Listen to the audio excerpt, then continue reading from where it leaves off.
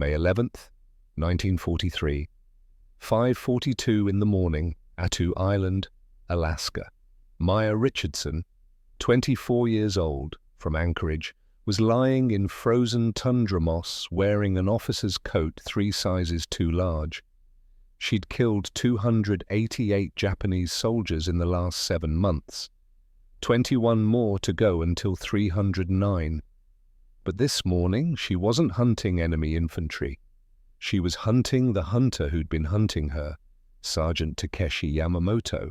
89 confirmed kills, all American or Allied snipers, the best counter-sniper the Japanese Imperial Army had, and he was 300 meters away, somewhere in the ruins of a destroyed church, settling into position to kill American officers during morning briefing. Maya stood in the open, exposed, vulnerable, making herself the most valuable target on the battlefield. Her rifle was 4 meters away, propped behind rubble, aimed at where she believed Yamamoto was hiding.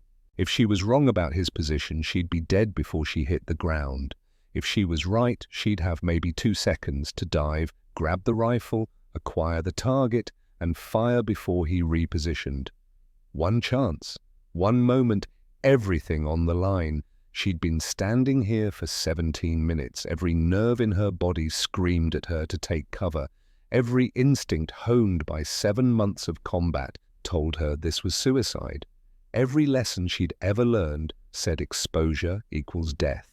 But she'd watched 7 American snipers die following those lessons, and Maya Richardson had decided a long time ago that she'd rather die on her own terms than follow doctrine that got people killed. The shot came at 5:59, the crack of an Arisaka Type 38 rifle. Distinct sound, the snap of a bullet passing centimeters from her head. So close she felt the air displacement. So close it parted her hair. Maya dove left, toward her rifle, not away from danger. Hit frozen ground hard enough to crack ribs. Ignored the pain. Her hands found the Winchester, muscle memory, swung the barrel toward the church tower, scanned through the scope. There, 3rd floor, bell tower opening, a figure moving back into shadow. 3 seconds before he disappeared completely. Maya didn't calculate wind, didn't adjust for exact distance, just pointed and fired, pure instinct. Through the scope she saw the figure jerk, stagger, fall backward into darkness. She stayed down, watched, waited, chambered another round. No movement, no return fire. 15 minutes later, American soldiers cleared the bell tower, found Sergeant Takeshi Yamamoto, single shot through the chest, dead. In his coat pocket, a photograph of a woman and child, his wife and daughter. Hokkaido, waiting for him to come home. Maya stood over his body and felt nothing. No triumph, no satisfaction, just empty. She'd killed 95 people now, and she was trying to remember when killing had stopped feeling like anything at all. But Maya Richardson's story doesn't start on a battlefield in the Aleutians. It starts 20 years earlier, in the wilderness outside Anchorage, with a father teaching his daughter that survival means making the first shot count. Anchorage, Alaska, 1925, population 3,000. Maybe. A frontier town carved out of wilderness that didn't want human habitation. The kind of place where you learned to provide for yourself or you didn't survive winter. The Richardson family lived in a cabin 8 miles outside town. No electricity, no running water. Heat came from a wood stove that Robert Richardson, Maya's father, kept burning October through April. Robert was a wilderness guide, made his living taking wealthy men from Seattle and San Francisco into the backcountry to shoot moose and grizzly, taught them how to track game through snow, how to read wind, how to estimate range without instruments. He was exceptional at it. Maya's mother, Anna, was Athabascan, from a village further north. She'd grown up learning to read landscapes the way other children learned to read books. could tell you what animals had passed through an area by studying disturbed snow, could predict weather by watching how birds moved. Their daughter learned from both. Maya took her first shot when she was 6 years old. Her father handed her a .22 rifle that weighed almost as much as she did, pointed at a tin can sitting on a stump 30 yards away. Breathe slow, squeeze, don't pull, let the shot surprise you. She missed the next 4 shots too. Her father didn't correct her technique, didn't adjust her stance, just stood there, patient, waiting. On the 6th shot, the can jumped off the stump. Her father nodded once. Now do it again. By age 12, Maya could hit a running snowshoe hare at 100 yards.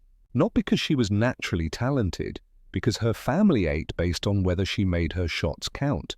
There was no margin for error when winter food supplies were measured in what you could kill and preserve. By 14, she was guiding alongside her father, taking clients into the backcountry, teaching them what her parents had taught her. She was better than most of the men her father employed, better at tracking, better at reading terrain, better at making the shot when it mattered. She didn't think of herself as exceptional. This was just survival, this was Alaska. But there was one skill that would prove critical later: patience. Maya could remain motionless for hours, waiting for game to move into position, waiting for wind to shift, waiting for the moment when every variable aligned and the shot became not just possible, but inevitable. Other guides got restless, tried to force opportunities that weren't there. Maya waited. "The animal doesn't know you're there," her father told her once, while they were waiting for a caribou herd to move into range. Soon as you move, soon as you make noise, it knows, then the opportunity is gone. So you wait. You become part of the landscape. You breathe with the wind. You think like the animal thinks. And when it makes a mistake, and it will, you take your shot. She carried that lesson into everything that followed. In December 1941, Maya was 23 years old. Running her own guide service, her father had died 2 years earlier. Heart attack while setting a trapline. Her mother had followed 6 months later. Pneumonia that turned into something the doctor in Anchorage couldn't treat.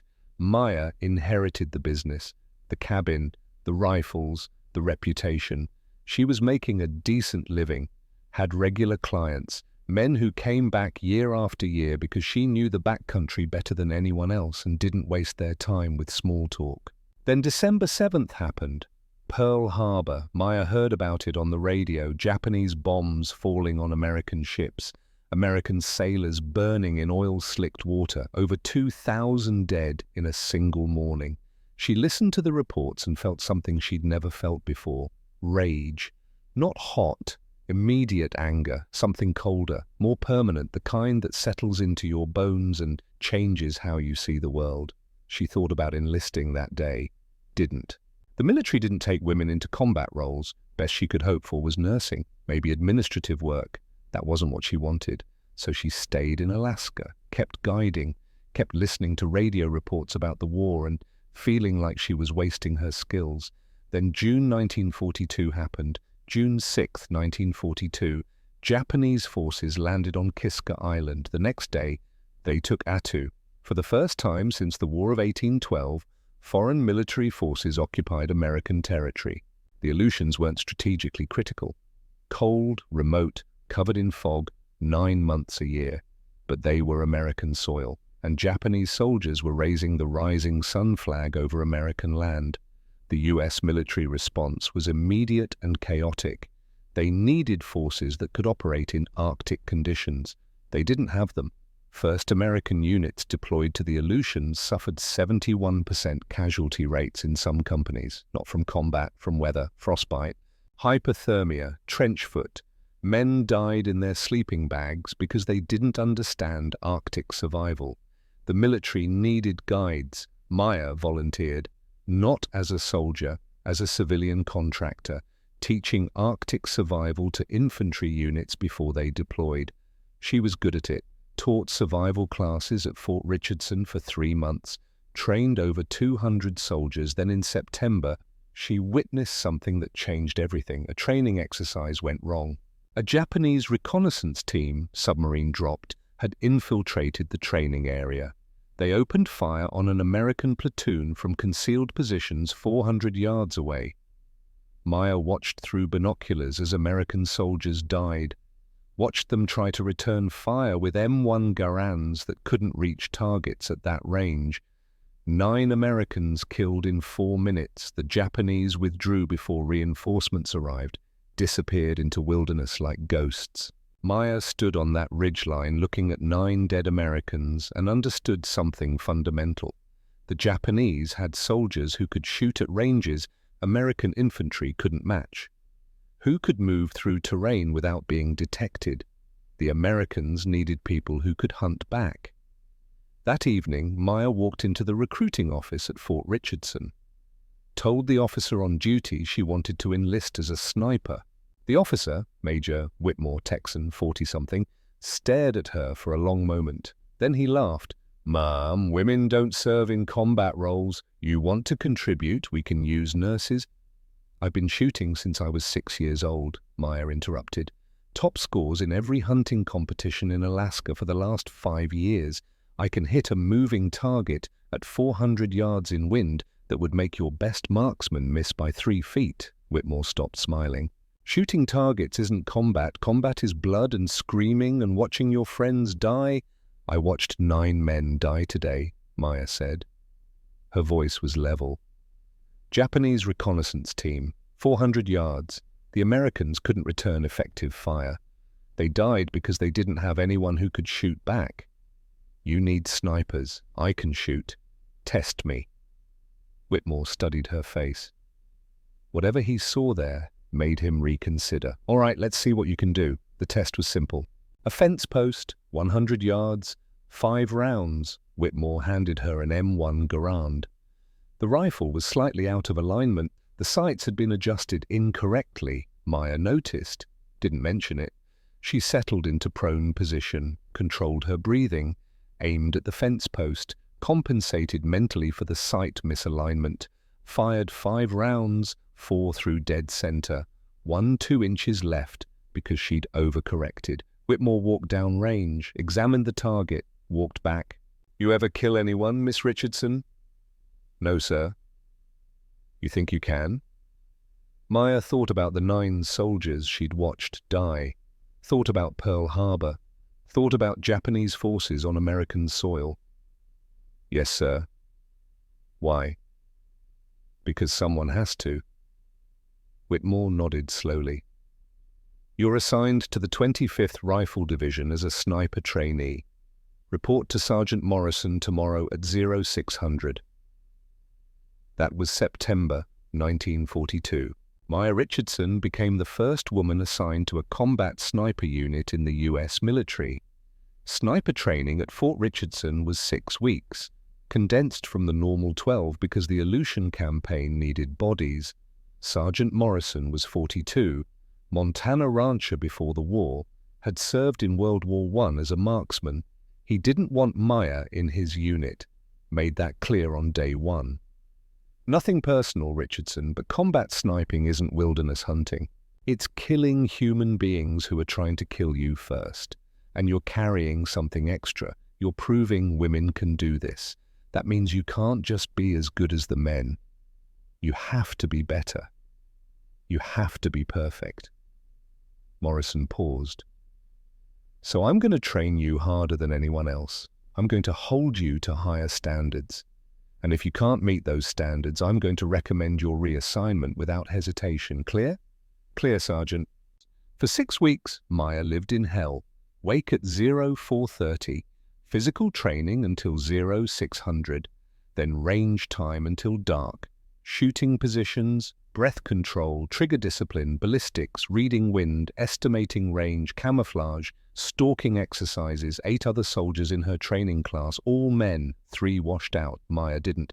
By week 4, she was outperforming 6 of the remaining 5 in accuracy trials. By week 6, Morrison stopped mentioning her gender, started treating her like every other sniper, which meant he was merciless about mistakes. Morrison taught doctrine. U.S. Army sniper doctrine was explicit and unforgiving. Never expose your position. Take your shot. Move immediately to a secondary position. Never stay in one place more than 30 minutes. Never fire more than 3 shots from the same location. Never engage unless you have a clean exit route. Concealment equals survival. Exposure equals death. The sniper's greatest weapon isn't the rifle, Morrison told them. It's invisibility. The moment the enemy knows where you are, you're dead. Your job is to be a ghost. Kill and disappear. You follow that doctrine, you might survive this war.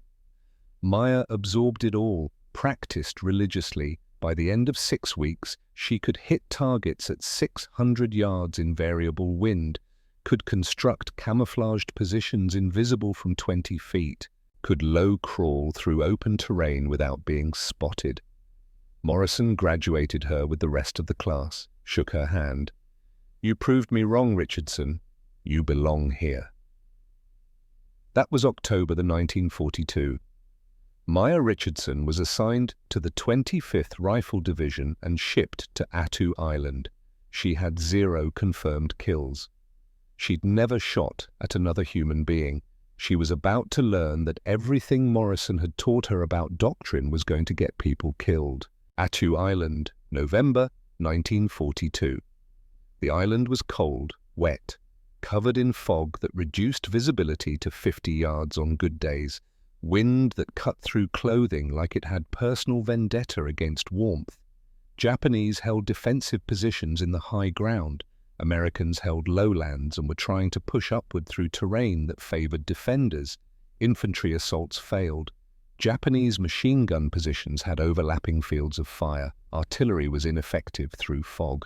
Air support was impossible because weather grounded aircraft. The only tactical advantage Americans had were snipers. Maya was assigned to a 4-person sniper team.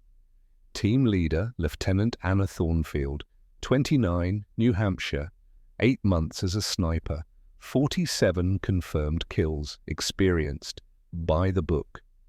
Second, Corporal Victor Callahan, 19, Boston, 6 weeks as a sniper, 11 confirmed kills, good kid, eager.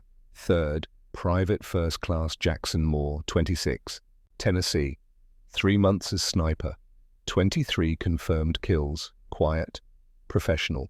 Fourth, Maya Richardson, 24, Alaska, 0 confirmed kills, the rookie. Thornfield briefed them the first night. Japanese have counter-sniper teams operating in this sector. They're good, better than most of our people. They know our doctrine because our doctrine is predictable, so you follow procedures exactly. You don't take risks, you take your shots, you move, you stay invisible. Clear? Richardson, you're observing only for the first week. No shots. You watch. You learn. Understood? Understood, Lieutenant. For the first week, Maya followed Thornfield through the frozen hell of Attu, watched her work, watched her set up positions, watched her make kills. Thornfield was exceptional, followed doctrine perfectly, never exposed herself unnecessarily, always had 2 exit routes planned. In that first week, Maya watched Thornfield kill 7 Japanese soldiers. It should have been educational. It was just not in the way Thornfield intended, because Maya also watched Japanese counter-sniper teams hunting American snipers, and she watched American snipers die. The first death happened on Maya's 8th day, November the 19th, 1942. Lieutenant Thornfield had set up in a bombed-out supply building, 3 stories, excellent sight lines, 2 exit routes, perfect position by doctrine standards. She engaged a Japanese machine gun crew at 320 meters, 1 shot, clean kill. Thornfield immediately moved to her secondary position on the 2nd floor. Standard procedure. Waited 20 minutes. Then engaged a Japanese officer at 280 meters. Another clean kill. She started moving to her tertiary position on the ground floor. A Japanese sniper shot her through a stairwell window. Single shot to the chest. Maya was 1 floor below, heard the shot, heard Thornfield fall. heard the wet, gasping sounds of someone trying to breathe through a punctured lung. She started to move toward the stairs. Moore grabbed her arm, stopped her. "Don't. He's watching the stairs. You go up there, you die too." "But, she's gone, Richardson. That shot placement. She's got maybe 2 minutes. We can't reach her. We can't save her. All we can do is not die trying." They stayed in position, listened to Thornfield die. 3 minutes of wet breathing that got progressively quieter until it stopped. After 5 minutes, Moore moved, low crawl, checking every angle. He reached Thornfield's body on the second-floor landing. Single shot, center mass. She'd bled out internally, never had a chance. Moore retrieved her rifle, her ammunition, her notebook, left her body. That night, back at base, Moore showed Maya Thornfield's notebook. 47 entries, 47 men she'd killed. The last entry was dated that morning. November 19th, 0730, Japanese officer, 280 meters, confirmed kill, moving to tertiary position. She'd followed doctrine perfectly and died anyway. Maya asked the obvious question. Who killed her? Moore's expression was grim. Japanese sniper. Intelligence says his name is Sergeant Yamamoto. 89 confirmed kills. All American or Allied snipers. He doesn't hunt infantry, he hunts us. Specialist in counter-sniper operations. And he's very good at it. How does he do it? He watches, he waits, he tracks our positions, predicts our movements, kills us when we relocate. Thornfield followed doctrine perfectly, moved exactly when she should have, used exactly the routes she should have, and Yamamoto knew, because our doctrine is predictable, and predictable gets you killed. The second death happened 8 days later, November 27th. Corporal Victor Callahan, 19 years old, 11 confirmed kills. Good kid who'd shared his last chocolate bar with Maya 2 days earlier. Callahan set up in a drainage ditch 400 meters from Japanese lines. Perfect concealment, good sight lines, textbook positioning. He engaged a Japanese patrol at dawn. 2 shots, 2 kills. The patrol scattered. Callahan followed doctrine, stayed low, waited 15 minutes, prepared to move to his secondary position. A Japanese artillery shell landed directly in his ditch. Obliteration kill. Maya was 300 yards away, saw the explosion, saw the column of earth and fire. When the smoke cleared, there was a crater. Nothing left to bury. The Japanese had called in artillery based on where they estimated the sniper was hiding. Standard counter-sniper tactic. Callahan's concealment had been perfect. His shot placement had been excellent. His adherence to doctrine had been flawless. He'd died anyway. 3 days after Callahan died, Maya was conducting reconnaissance near the site of his death, looking for evidence, trying to understand how the Japanese had called artillery so precisely. She found a body. Japanese soldier, dead, maybe 2 days.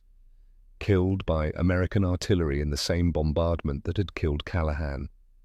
Maya searched the body. Standard procedure, intelligence gathering, found a notebook in his coat pocket. She opened it, sketches, dozens of them. American sniper positions, drawn with precision, annotated in Japanese, movement patterns, relocation routes, timing sequences. The Japanese weren't just reacting to American snipers. They were studying them, learning their doctrine, predicting their movements, hunting them systematically. One name appeared repeatedly in the margins, Shan Ben Yamamoto. Maya didn't speak Japanese, but she understood numbers. 89 confirmed kills. This wasn't random counter-sniper operations. This was one man, hunting American snipers, documenting their patterns, killing them when they became predictable. Maya stared at the notebook for a long moment. 7 pages of sketches, 7 American sniper positions, 7 sets of movement patterns. She recognized some of the positions. Thornfield had used 3 of them.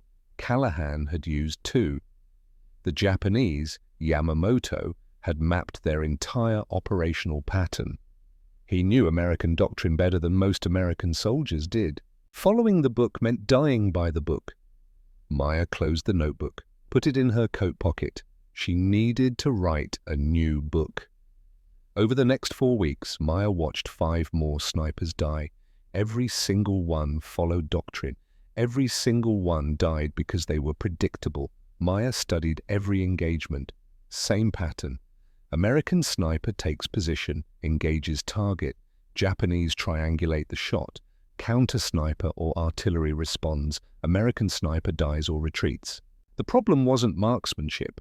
American snipers could shoot. The problem was they fought defensively, waited for targets, took shots when opportunities appeared, followed doctrine, never initiated, never controlled the engagement. Japanese snipers, especially Yamamoto, hunted actively. They didn't wait for targets. They created them. They forced American snipers to expose themselves, then killed them. Maya needed to reverse that dynamic, stop being prey, become predator. But American doctrine was explicit. Concealment equals survival. Exposure equals death. The doctrine made sense in theory. In practice, it was a death sentence. By December 15th, Maya had watched 7 snipers die. 7 friends who'd done everything right and died anyway. She made a decision that night. She was going to do something completely illegal, something that violated every principle of sniper warfare. She was going to expose herself deliberately, make herself visible, draw fire, then kill whoever shot at her. It was insane. It would probably get her court-martialed. It would probably get her killed. But 7 snipers were dead, and Maya Richardson refused to be the 8th. The technique required precision timing, perfect positioning, and absolute nerve. Maya would set up 2 nests, not one, primary and secondary, but only 4 to 6 meters apart. Close enough to move between them in under 3 seconds. She'd place a decoy in the primary nest. A helmet on a stick, a jacket stuffed with moss, anything that looked like a person from 300 meters away. She'd hide in the secondary nest, watching. When a Japanese sniper shot at the decoy, muzzle flash would give away their position. Maya would have 2 to 4 seconds before they realized the decoy was fake. In those seconds, she'd acquire the target. Aim, fire, 1 shot. If she missed, the Japanese would know her real position. She'd be dead. If she hit, she'd move immediately, reset the trap, do it again. The plan was suicidal, but Maya had watched too many friends die following doctrine. She tested the technique on December 20th, 1942. Early morning, Japanese lines 340 meters away. She set up in a ruined supply depot near the front line. 2 shooting positions, one with a helmet propped on debris. She waited in the secondary position 5 meters to the right. Rifle aimed at the area where a Japanese counter-sniper would most likely position himself. 45 minutes passed. Nothing moved. Maya's muscles ached from staying motionless. Her eyes watered from staring through the scope. She didn't move. At 6:17 in the morning, a shot cracked across no man's land.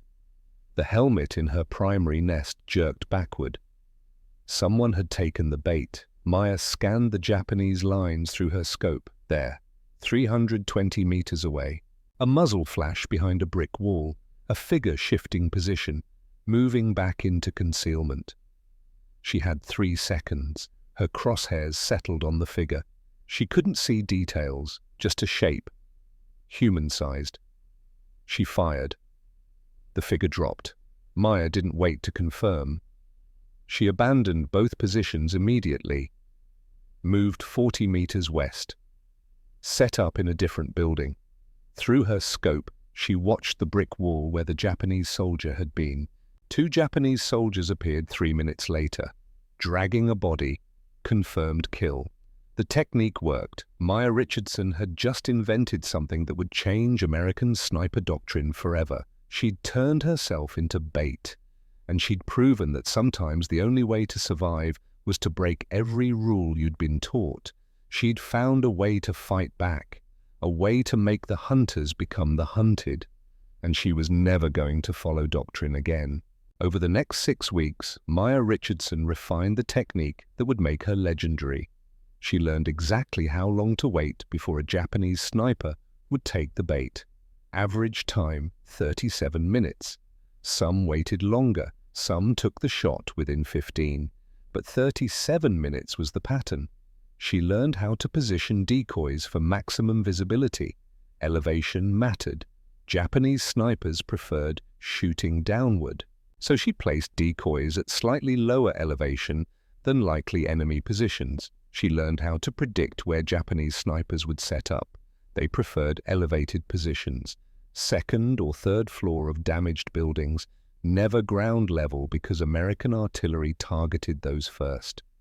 They positioned themselves with the sun at their backs when possible. They rarely changed positions during daylight.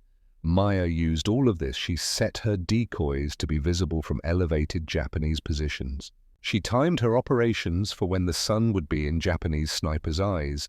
She built her secondary nests at ground level where they wouldn't expect her. She treated every engagement like a chess match. The decoy was her opening move. The Japanese shot was their response.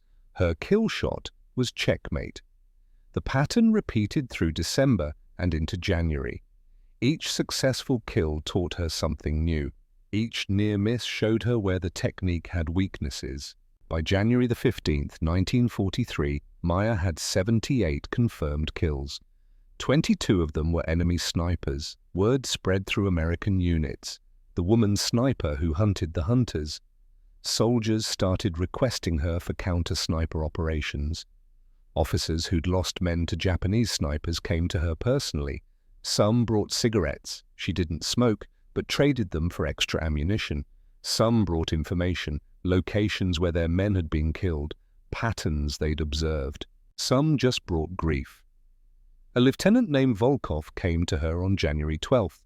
His platoon had lost 9 men in 4 days. Same Japanese sniper, operating near a railway junction where supply trains used to run before Japanese artillery made the route unusable. The sniper shot from different positions, killed officers, radio operators, machine gunners, anyone important. Volkov's men were terrified, refused to move during daylight. The entire platoon was paralyzed. Volkov found Maya in the mess tent, drinking bitter coffee that tasted like it had been brewed through a sock. "Richardson, I need your help." She looked up. Volkov was maybe 40. Oklahoma accent. Face that had aged a decade in 4 days. "What's the situation?" "Japanese sniper, railway junction, 9 of my men dead. He's surgical, never misses. I've got a platoon that won't operate because they're convinced they're next. You want me to kill him?" "I want my men to stop dying." Maya nodded. "I'll need 2 days to study the area. Then I'll kill him." Volkov pulled a flask from his coat, offered it. She waved it off. "Don't drink before operations."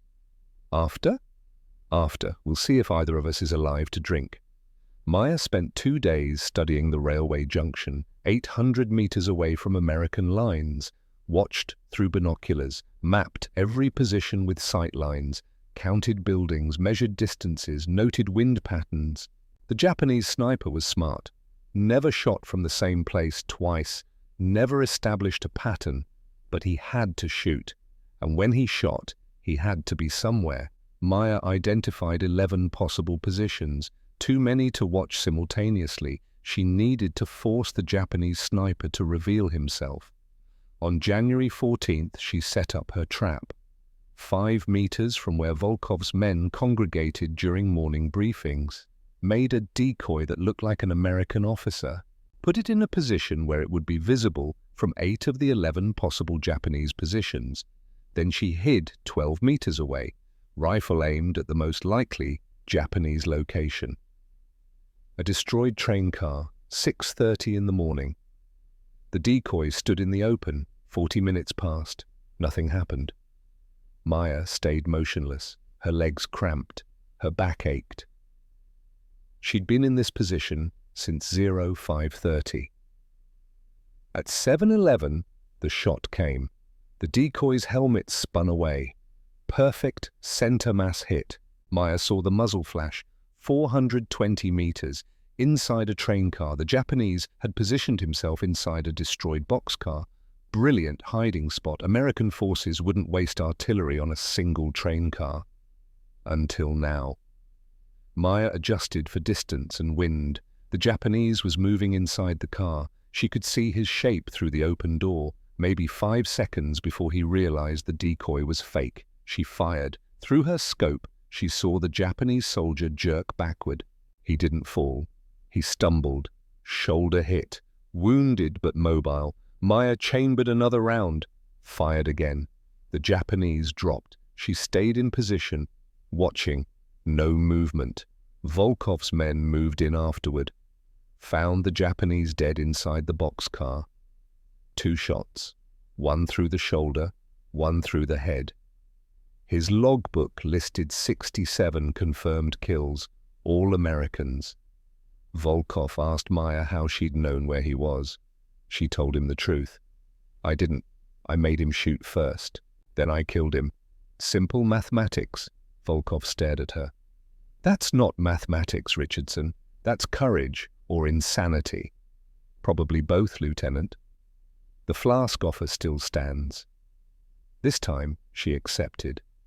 By early February, Japanese forces had put a bounty on her. 100 yen for whoever killed the American woman sniper.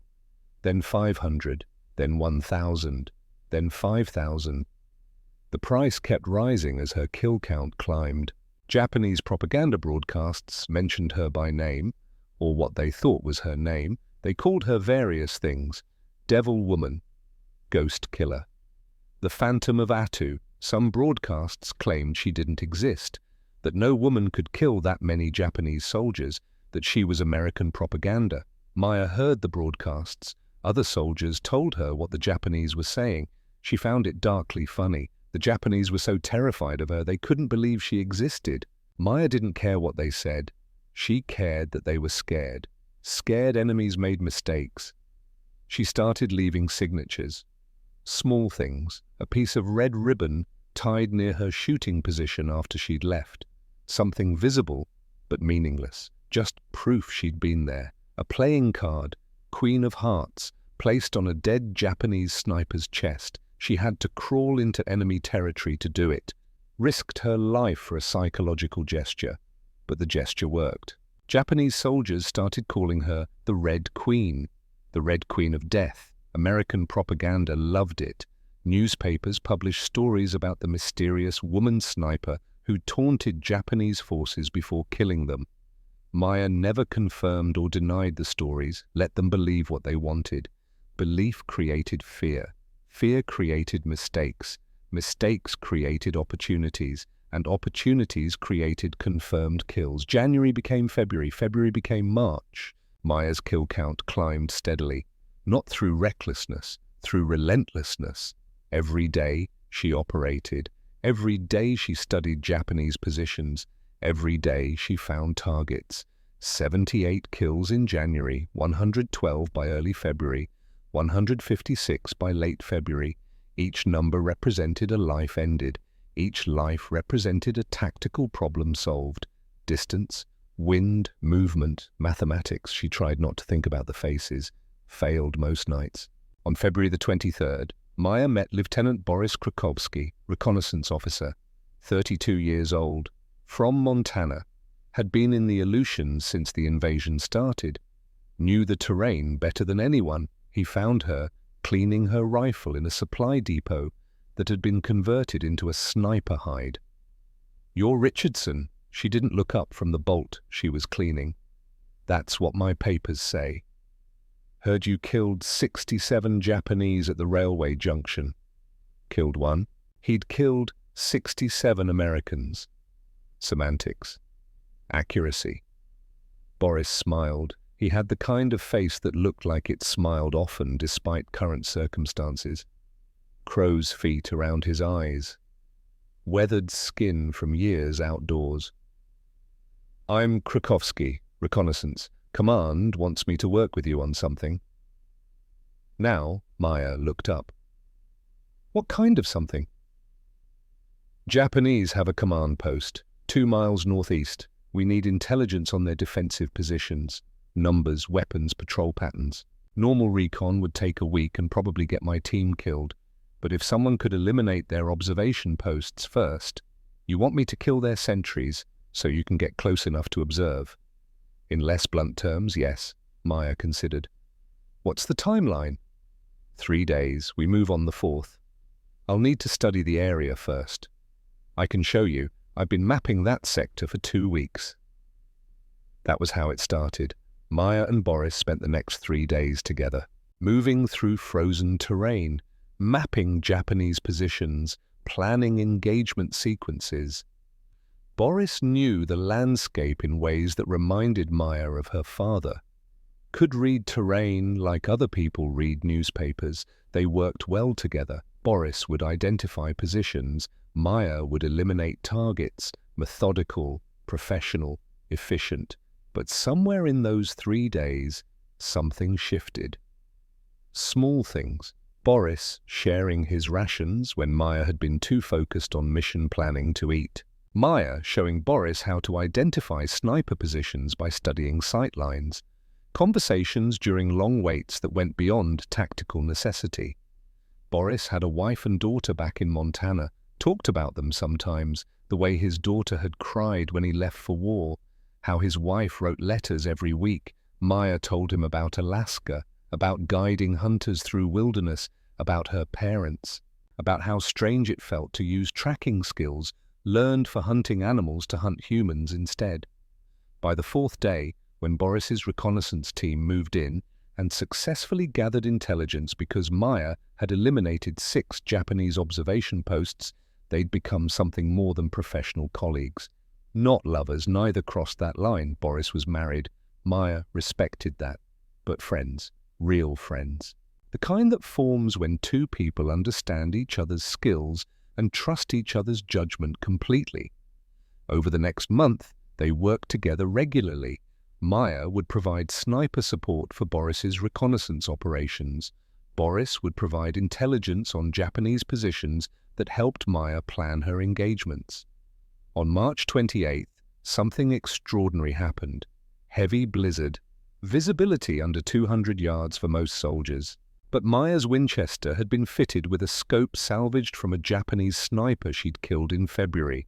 Zeiss optics, German-made, superior light-gathering capability.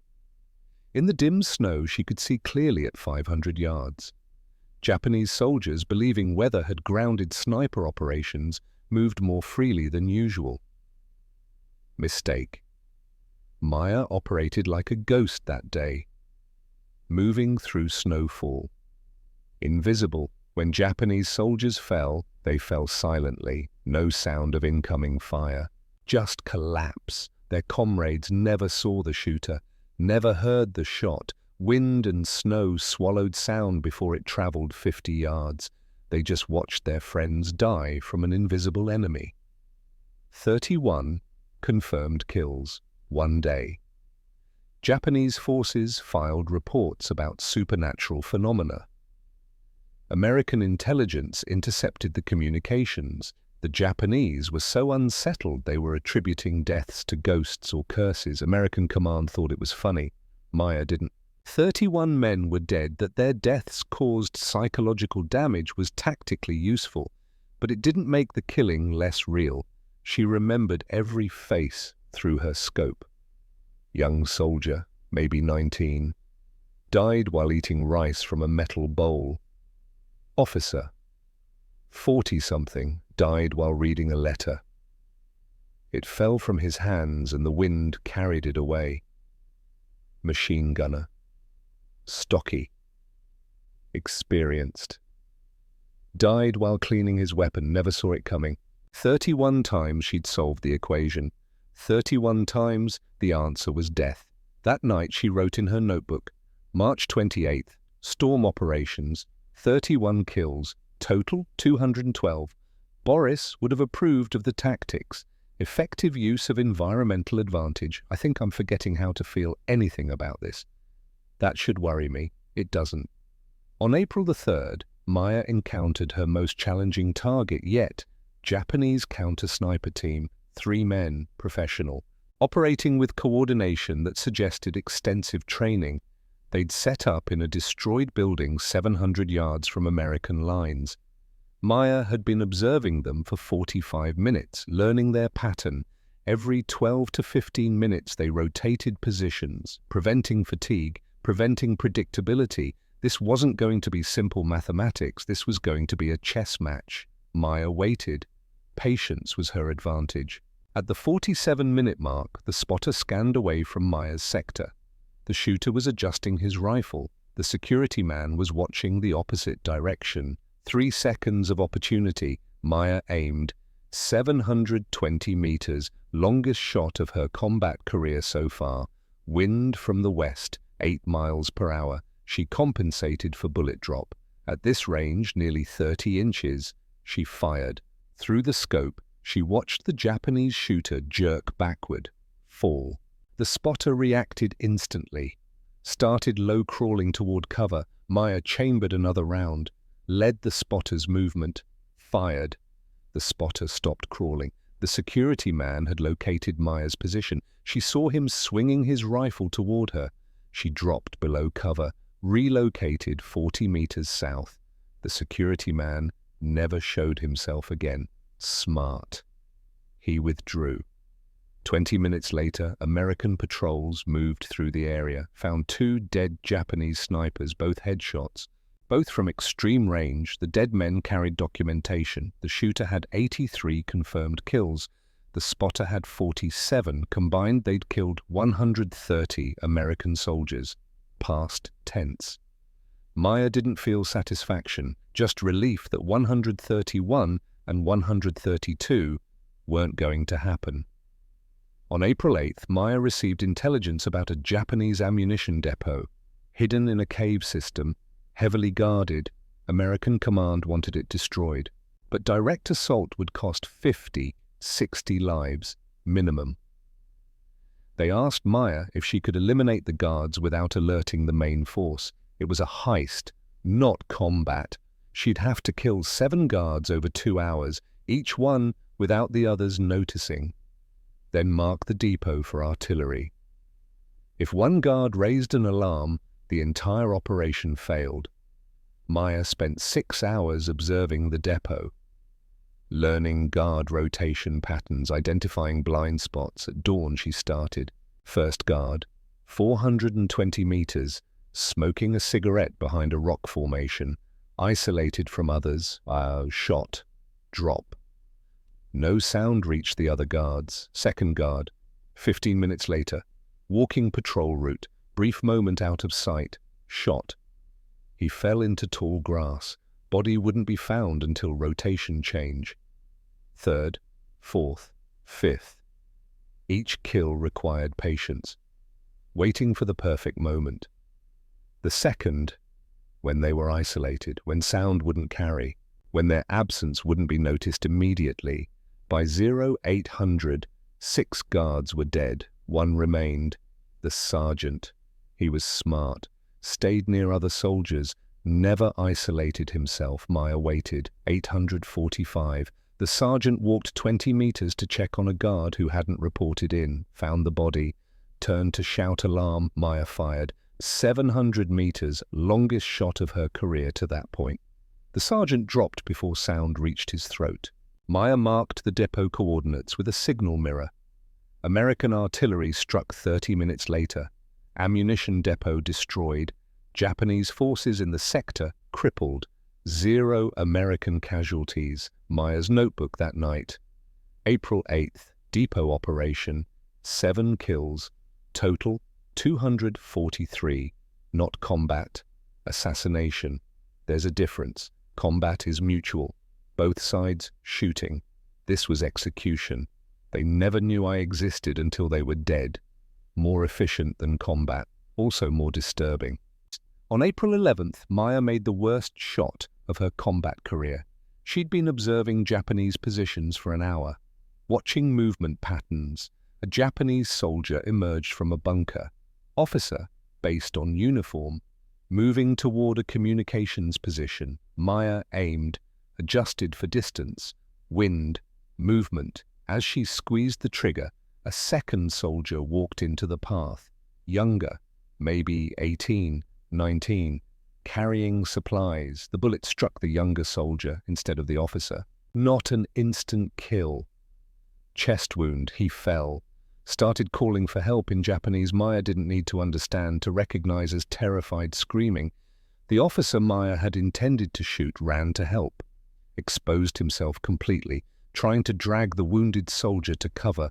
Maya had a perfect shot. She didn't take it. She watched through the scope while the officer pulled the wounded soldier behind cover. Watched other Japanese soldiers respond, watched them try to save him. She didn't know if they succeeded, didn't matter. She'd killed the wrong person.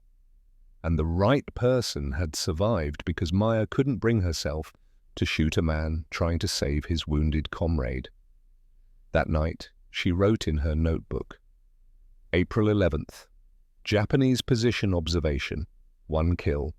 Total, 244. Missed intended target. Hit wrong soldier, younger. Maybe 18 to 19 years old. Watched him get wounded, calling for help, terrified. Could have shot the officer while he tried to save the kid. Didn't.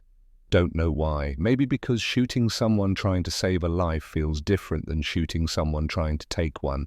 Maybe I'm still human after all. Not sure if that's good or bad at this point. By mid-April, Maya's count had climbed to 267, 34 of them enemy snipers. The Japanese High Command had increased the bounty to 10,000 yen. But something else was happening. American intelligence had been intercepting Japanese communications about Maya.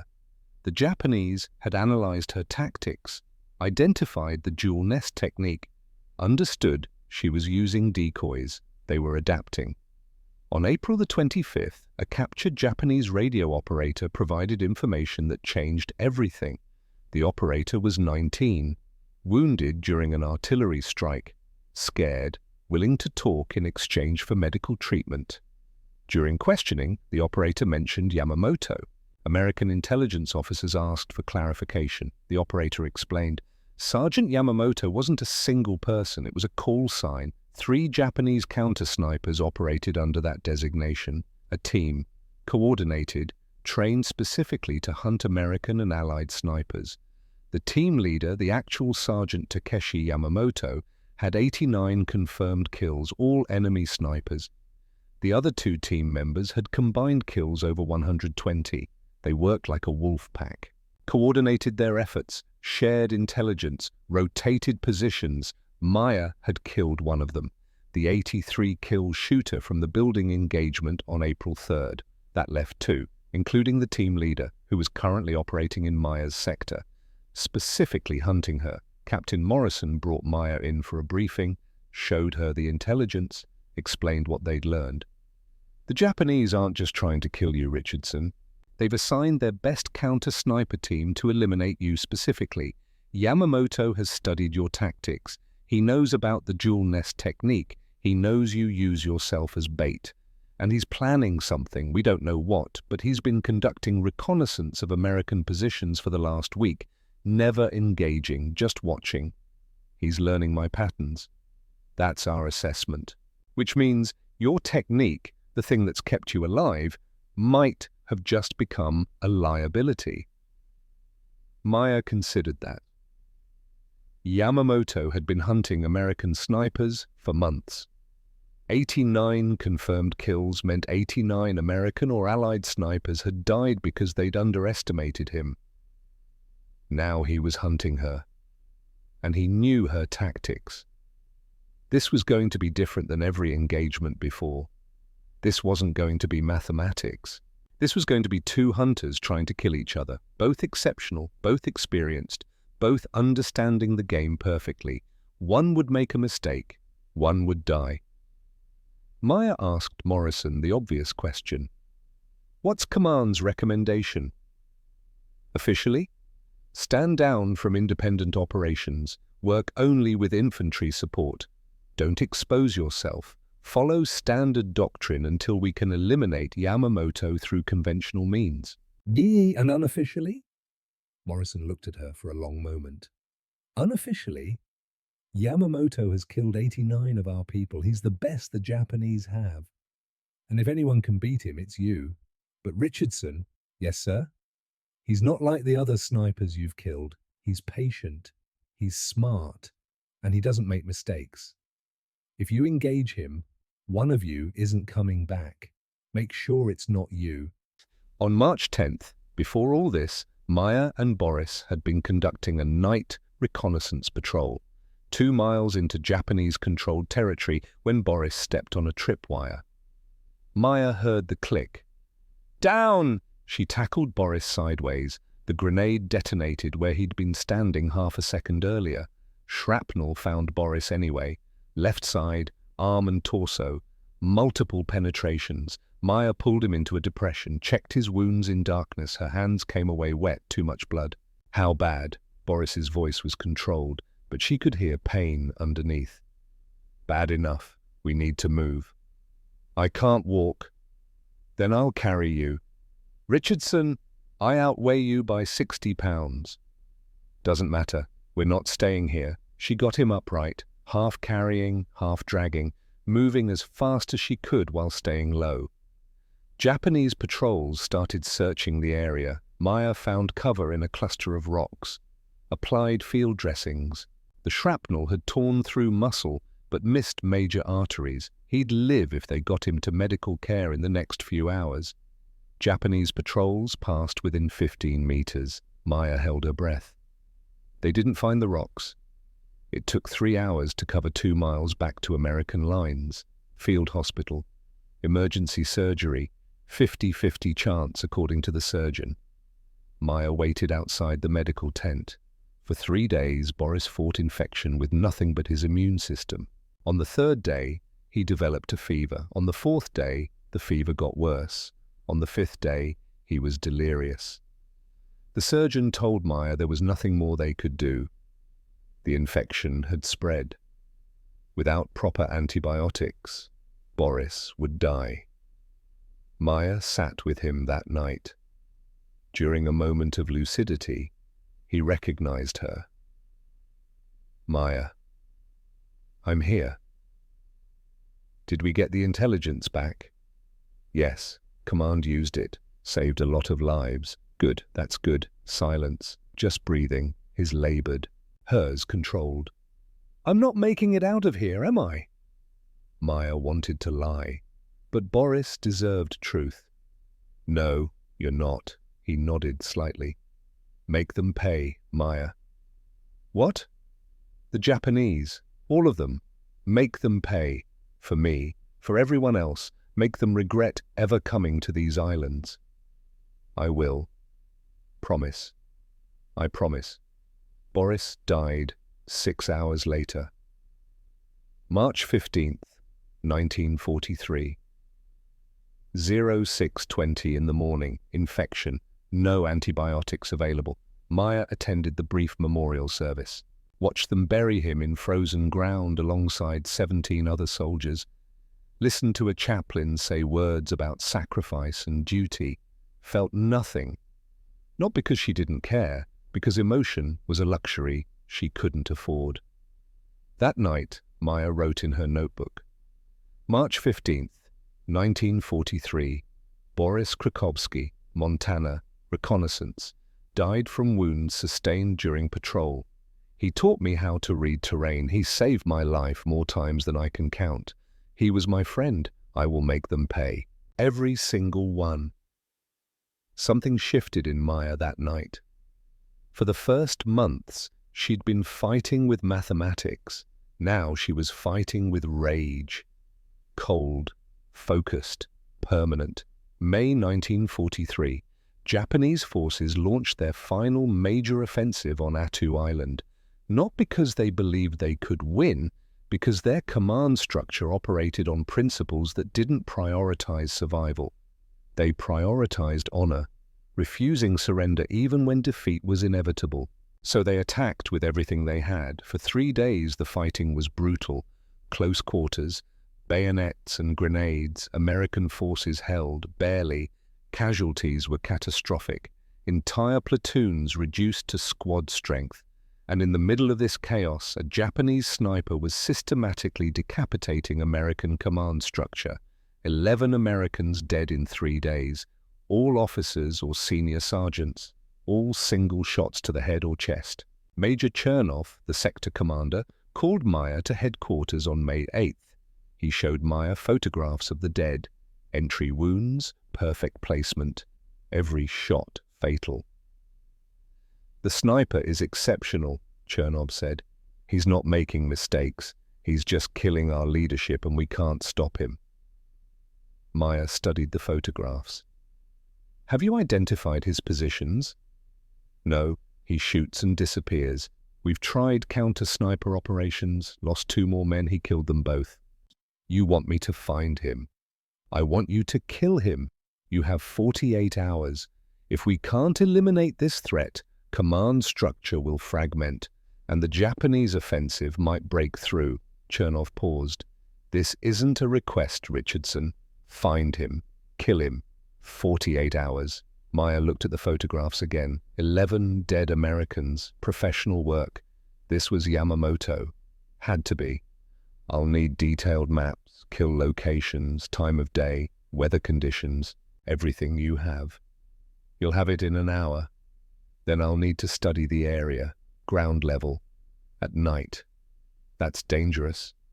I know I'll need someone who understands the terrain." Chernoff nodded. "I'll assign Lieutenant Brennan, reconnaissance specialist." Meyer spent 6 hours studying maps and kill reports. All kills within a 400-meter radius, all during early morning, between 5:45 and 7:30, all single shots. The Japanese sniper was mobile, changed positions constantly, never shot from the same place twice. He was following doctrine perfectly. He was everything Lieutenant Thornfield had been, and Thornfield was dead. Meyer needed to think differently. She plotted angles on a map. Every kill came from a different direction: northeast, southwest, northwest. The shooter was circling American positions, smart, but he had to see his targets, which meant sight lines, clear views. Meyer mapped every position with clear views of where American officers congregated. 14 potential sniper positions, too many to watch simultaneously.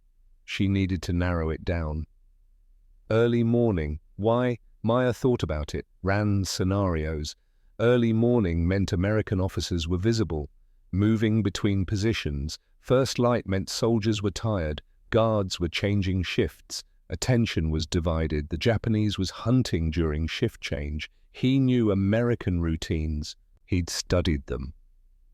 Meyer picked the 3 most likely positions: north tower of a destroyed church, 3rd floor of a collapsed apartment building, rooftop of a former school. All had perfect views. All offered multiple exit routes. All were elevated. Then Meyer made a decision that violated every principle of warfare she'd ever learned. She wasn't going to use a decoy. She was going to use herself, her actual body, standing in the open. If the Japanese took the shot, she'd have maybe 1.5 seconds to react. If she was wrong about his position, she'd be dead. If she was right, she'd have 1 chance to dive, acquire the target, and fire. 1 chance, 1 moment, everything on the line. That night, Meyer and Lieutenant Eliza Brennan conducted ground reconnaissance. Brennan was 27, Wisconsin, had been in the Aleutians for 9 months, knew the terrain like Boris had known it. They walked the perimeter after midnight. Japanese patrols were active, but Meyer needed to see the battlefield from ground level. The area was urban ruins, collapsed buildings, rubble streets, shell craters, 1,000 hiding places, but the Japanese had to see his targets. Clear views, unobstructed angles. Meyer studied the 3 positions she'd identified. The church tower had the best overall view, covered all American command positions, multiple escape routes, good concealment. If she was the Japanese sniper, that's where she'd be. Brennan whispered, "You're really going to stand in the open?" "Yes." "That's insane." "Probably." You'll be dead before you can react. Maybe. Maya, Brennan caught herself. This is different than the decoy technique. That was controlled risk. This is just risk. I know. Boris wouldn't want you to. Maya's voice cut through the darkness. Cold. Final. Boris is dead, and I promised him I'd make them pay. This is how I keep that promise. They returned to American lines at 0340. Maya didn't sleep, spent the remaining hours cleaning her rifle, checking every mechanism because she was going to get one shot. Maybe, if she survived long enough to take it. May 11th, 1943, 5:42 in the morning, Maya wore an officer's coat borrowed from a dead lieutenant, too big for her, but recognizable from a distance. She walked to the open area near the command post, right where officers usually gathered, made herself a target. Exposed, vulnerable, alone. Her rifle was 4 meters away, propped behind rubble, aimed at the destroyed church tower. If she was wrong, she'd be dead.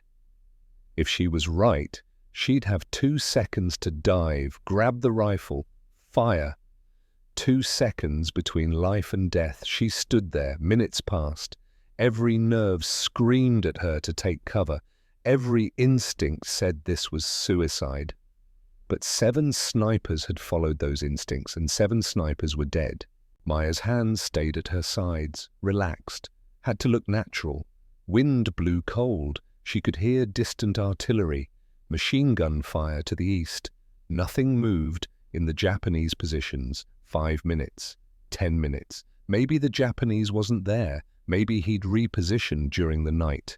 Maybe this entire plan was based on faulty intelligence, or maybe he was watching her right now. Crosshairs centered on her chest, waiting for the perfect moment. 15 minutes, her heart pounded. Sweat ran down her back despite the cold. She counted seconds, 900 seconds, standing in the open. Nothing happened. 17 minutes, the shot came at 5:59. Maya heard it before she felt it. The crack of a rifle. Arisaka Type 38. The snap of a bullet passing centimeters from her head. So close she felt the air displacement. So close it parted her hair. She dove left. Toward her rifle, not away from danger, hit the ground hard, ignored the pain. Her hands found the Winchester. Swung the barrel toward the church tower, scanned through the scope.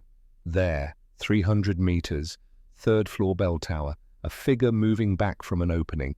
He'd taken the shot, he was repositioning, moving into shadow. 3 seconds before he was concealed. Maya didn't aim perfectly, didn't calculate wind, didn't adjust for exact distance, just pointed and fired. Instinct shot. The kind instructors say never to take. Her rifle kicked. Through the scope, she saw the figure jerk, stagger, fall backward into darkness. She didn't know if she'd hit him. She stayed down, watched, waited, chambered another round. 3 minutes passed. Nothing moved. No return fire. Either he was dead or playing the same game. Maya didn't move. The hunter who moved first usually died first. 10 minutes passed. The sun was rising, more light, more visibility. American soldiers were starting their morning routines, officers emerging from bunkers. If the Japanese was alive, he had more targets now, but he didn't shoot. 15 minutes after her shot, Maya saw American infantry moving toward the church. Brennan had organized a clearing team. The soldiers entered cautiously, rifles ready. Maya watched through her scope. They reached the 3rd floor, entered the bell tower. 2 minutes later, Brennan appeared at the tower opening. She waved. All clear. Target down. Confirmed kill. Maya lowered her rifle. Her hands were shaking. Not from fear. From adrenaline crash. She'd just survived a duel with a Japanese sniper. She'd made herself bait. She'd taken an impossible shot. and she'd won. American soldiers cleared the building, found a Japanese sniper on the third floor, single shot through the chest, dead. His rifle was still in his hands. Arisaka. Type 38 with custom scope, Zeiss optics, modified for long-range precision. This wasn't standard issue, this was a sniper's personal rifle. The scope was still warm. His position was perfect. Concealment, sight lines, escape route. He'd done everything right, except underestimate his target. They found his logbook in his coat pocket. Detailed records, names where known, dates, distances, 94 confirmed kills according to his documentation, 47 Americans, 23 British, 18 Australian, 6 others. His name was listed as Sergeant Takeshi Yamamoto, Imperial Japanese Army, Special Operations, Counter-Sniper Specialist. They found something else, a photograph, woman and child, Japanese, standing in front of a house, rural setting, mountains in the background. The back had writing in Japanese. Intelligence officer translated it later. Hokkaido, summer 1940, Kimiko and Hana. Until we meet again. His wife and daughter. Maya stood over the body, studying his face. He looked peaceful, eyes closed, like he was sleeping. Maybe 35, maybe 40, weathered from years outdoors. He'd been someone's husband, someone's father. He'd killed 94 people, and Maya had killed him. She felt empty, not triumph, not satisfaction, just empty. Brennan approached. "You okay?" Maya looked at the photograph still clutched in the dead man's hand. "I killed a father, a husband, someone who had people waiting for him to come home. He killed 94 people who also had people waiting for them. I know. You saved American lives, probably hundreds." "I know that too." Brennan paused. "So what's the problem?" Maya looked at her. "The problem is, I just killed 95 people, and I'm supposed to feel something. Pride, guilt, something, but all I feel is empty, and I don't know if that means I'm doing what needs to be done, or if I'm becoming something I won't recognize when this war ends." Brennan didn't have an answer, neither did Maya. Over the next 3 months, Maya continued operations. Her kill count climbed. 288 when she killed Yamamoto in May. By June, 302. By August 15th, 309. 36 of those were enemy snipers. She was wounded 3 more times. June, mortar shrapnel to arm and shoulder. Minor, bandaged in field. Back in combat next day. July, artillery concussion. Shell landed 10 meters away. Knocked unconscious for 2 minutes. Recovered. Refused medical evacuation. August 15th, the injury that ended everything. American forces were conducting bombardment of Japanese positions. Standard artillery preparation. Japanese responded with counter-battery fire. Mortar rounds walking across the American sector. Maya was in a shallow trench, not deep enough. She'd been moving between positions when bombardment started. Mortar round landed close, maybe 15 meters. Shrapnel fragments hit her face, cut her cheek, damaged her right eye, fractured her jaw. Blood everywhere. Medics thought she'd die from shock. Too much blood. Facial wounds too severe. She didn't die. Field hospital stabilized her. Military hospital in Anchorage performed surgery. Doctors saved her eye. Partial vision loss, but functional. Her face would scar badly. But she'd survive. The injury wasn't immediately life-threatening, but American command made a decision. Maya Richardson was too valuable, too famous, too important for propaganda. 309 confirmed kills, more than any other American sniper at that point. More than most would achieve in the entire war. If she died now, it would be a propaganda disaster. Better to pull her from combat, use her for morale.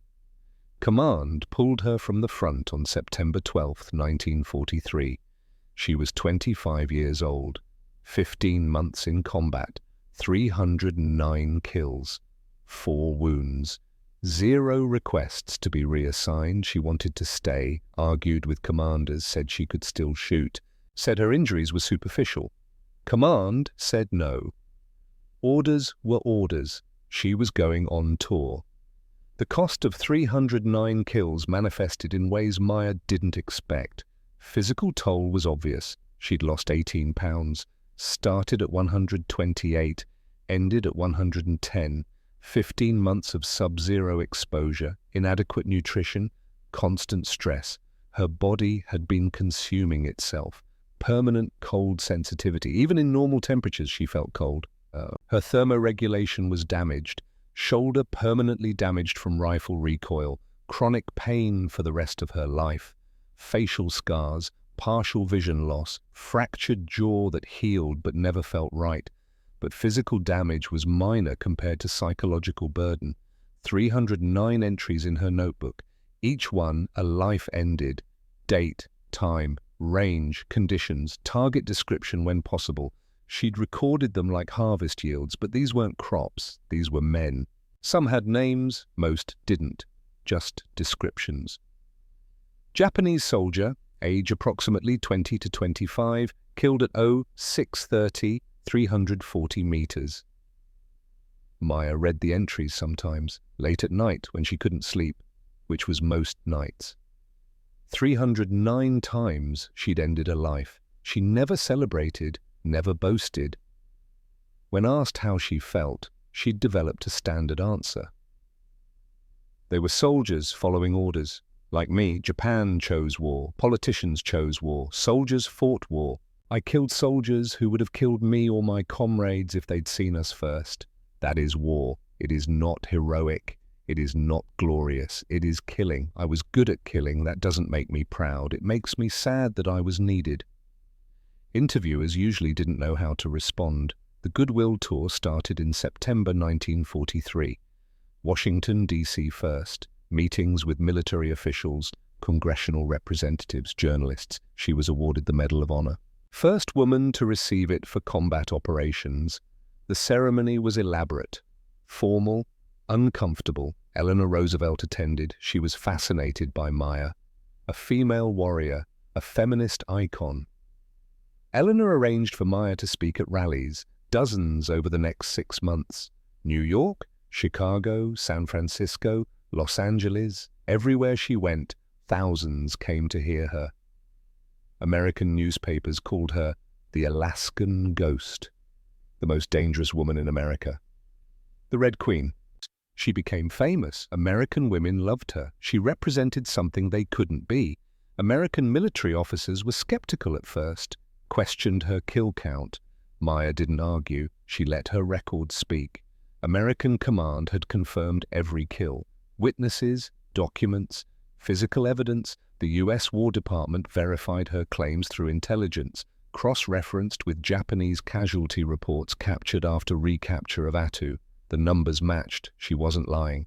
The tour lasted 6 months. By March 1944, Maya was exhausted.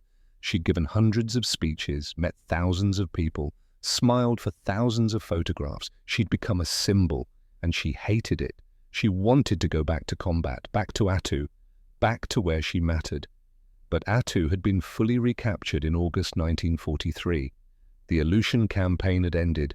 There was nothing to go back to. American command assigned Maya to training duty. She would teach new snipers, pass on her knowledge, her techniques, her innovations. She taught at multiple facilities, Fort Benning, Quantico, Camp Pendleton, hundreds of students over 6 years. She taught them everything: how to build dual nests, how to use decoys effectively, how to predict enemy sniper positions, how to think like the enemy, how to make yourself the predator, not the prey. Some of her students became legendary themselves. They used her techniques in the Pacific, in Europe after D-Day, in Korea later. Her methods spread. By 1945, American sniper doctrine had been completely transformed. The defensive, concealment-focused approach was gone, replaced by aggressive, psychological tactics. American snipers weren't hiding anymore. They were hunting, and it worked. Enemy casualty rates from sniper fire increased dramatically. More importantly, American sniper casualty rates dropped. American snipers were living long enough to become experienced, to pass on knowledge. The doctrinal change saved thousands of American lives, and it all started with Maya Richardson deciding to use herself as bait. After the war, Maya struggled with what she'd done. 309 confirmed kills, 309 people who died because she'd been better at solving the mathematics of death. She married in 1947, divorced in 1951. The marriage never worked. Her husband, a veteran himself, couldn't understand what she'd experienced, and Maya couldn't explain it. She married again in 1955. This marriage lasted, had one son, raised him in Anchorage. She lived quietly, avoided publicity, rarely discussed the war.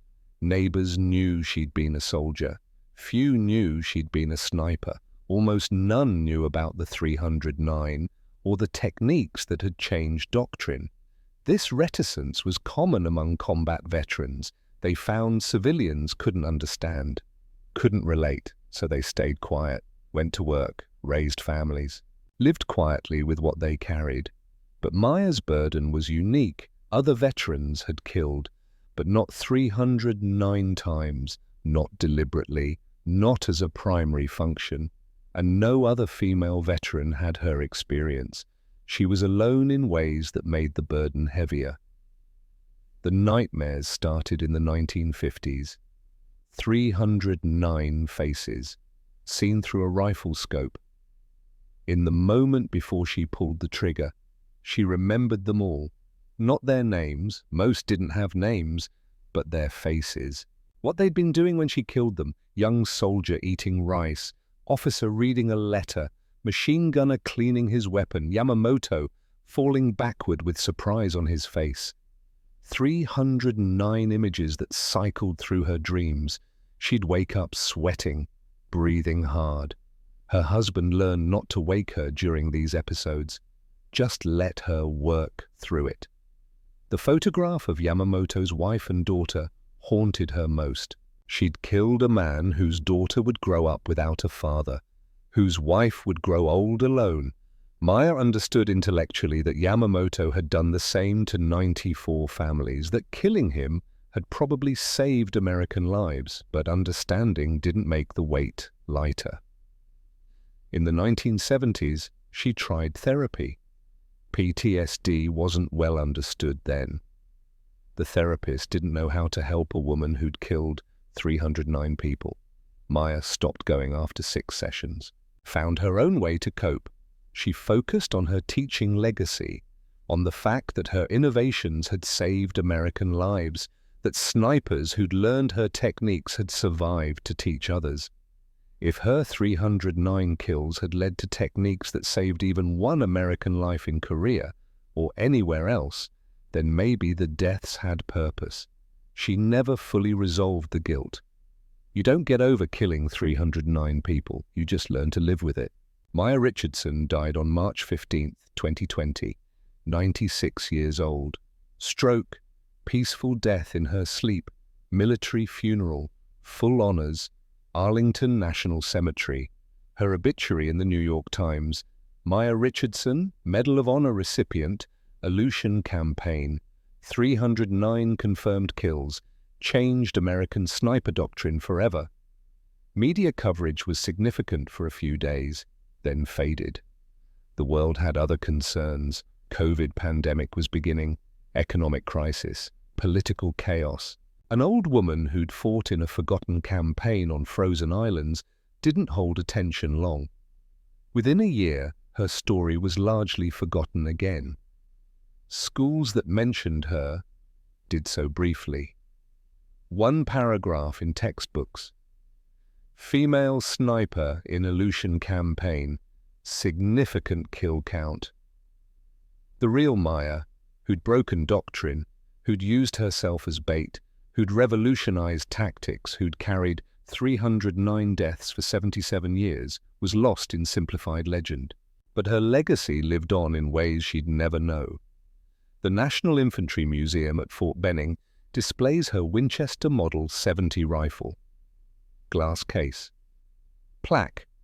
Rifle of Captain Maya Richardson, most successful female sniper in United States history. 309 confirmed kills, Aleutian Campaign, 1942 to 1943. The rifle still has her adjustments, the scope she calibrated, the stock where she carved her initials during a quiet moment in December 1942. Next to the rifle is a photograph. Maya, at 24, standing in front of a ruined building on Attu Island, rifle in her hands, eyes staring directly at the camera. She looks tired, determined, unbroken. That photograph is Maya Richardson's real legacy, not the propaganda, not the medals, not the 309 confirmed kills. The legacy is in her eyes, the eyes of a woman who decided she wouldn't be prey, who decided she'd rather risk everything than follow doctrine that didn't work, who decided her life mattered enough to break the rules. Her dual nest tactics are now standard in United States Marine Corps Scout Sniper School. British SAS includes her methods in counter-sniper doctrine. Israeli Defense Forces study her engagements as case studies in urban and extreme environment warfare. None of these organizations mention her by name in official documentation. None credit her specifically. The tactics have been absorbed into general doctrine, divorced from their creator. But every young sniper who learns to use themselves as bait, who learns to think like a predator instead of hiding like prey, is using techniques Maya Richardson invented in frozen ruins on Attu Island. Every sniper who survives because they understood psychological warfare matters as much as marksmanship owes something to a woman most have never heard of.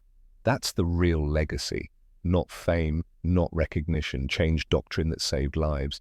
The museum is quiet most days. Visitors walk past the rifle case without stopping, without reading the plaque, without understanding what they're looking at.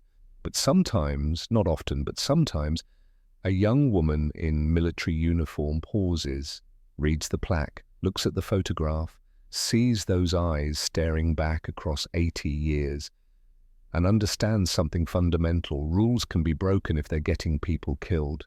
Doctrine can be changed if it's not working. And sometimes the only way to survive is to make yourself the target, to refuse to be prey, to become the hunter.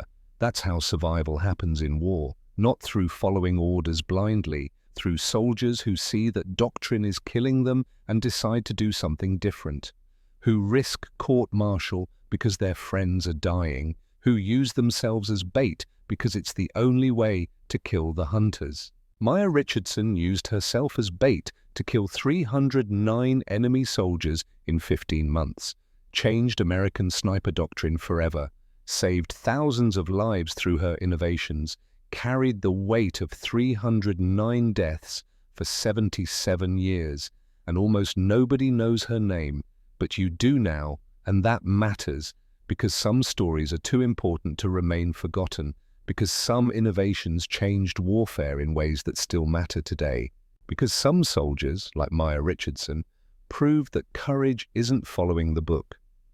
Courage is breaking the book when the book is wrong, and writing a new one with your own survival. If you made it this far, you understand something most people don't. That war isn't about glory, it's about ordinary people forced to do extraordinary things under impossible conditions. That innovation comes from necessity, from soldiers who refuse to accept that inadequate doctrine means inevitable death. That courage isn't following orders blindly, it's breaking the rules when the rules are killing your friends. Maya Richardson broke every rule in the book, used herself as bait when doctrine said concealment equals survival, hunted aggressively when doctrine said wait defensively, changed American sniper warfare forever, and paid the price for it every single day until the day she died. That's the real story, not the kills, not the medals, not the legend. The cost. If this story moved you, remember it. Share it with people who need to understand that sometimes the only way to win is to refuse to play by rules that get people killed. Tell it to young people who think innovation only happens in laboratories. Tell it to anyone who's ever been told that's not how we do things. Because Maya Richardson proved that sometimes the person who survives is the one who looks at impossible situations and says, "I'll figure it out." Not the person with the best equipment, not the person who follows doctrine perfectly, the person who refuses to accept that the way things are is the way things have to be. Did anyone in your family serve in World War II, in the Aleutians, the Pacific, Europe? Think about the innovations they made, the rules they broke, the impossible problems they solved. Those stories deserve to be remembered. Those soldiers deserve to be honored. To Captain Maya Richardson, and every soldier who proved that American ingenuity knows no limits when lives are on the line, we remember. We honor your sacrifice. We tell your stories, because some histories are too important to remain forgotten.